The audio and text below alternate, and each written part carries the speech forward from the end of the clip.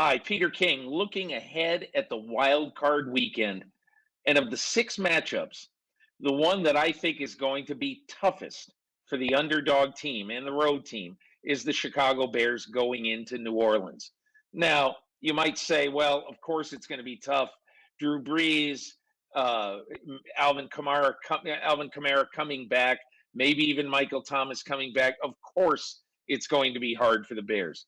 But I think there are two hopes that the Chicago Bears have in this game.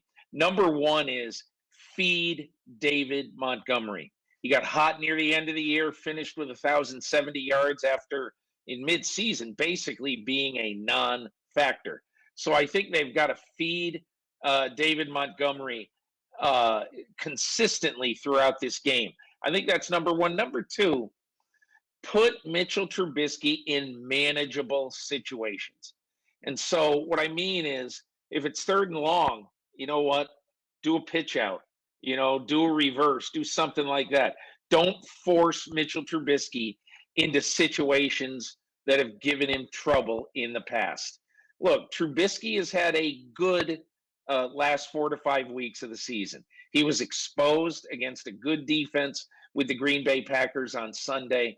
And that's why I say it's so important to have David Montgomery have a very big game in this game.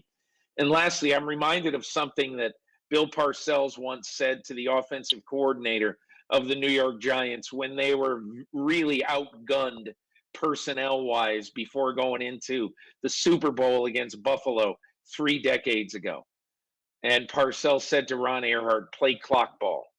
In other words, don't try to be explosive and be huge on first and second down and be throwing the ball all over the place.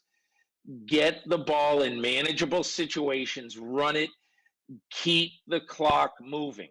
If I were Matt Nagy, I'm telling all my receivers, I'm telling Allen Robinson, Jimmy Graham, you know what, even if it costs you a couple of yards, stay in bounds. Do not go out of bounds.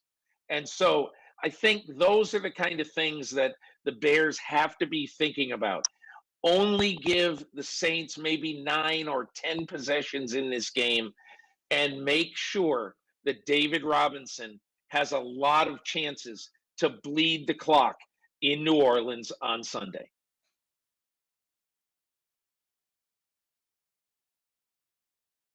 Hi, I'm Mike Tirico, and thanks for watching.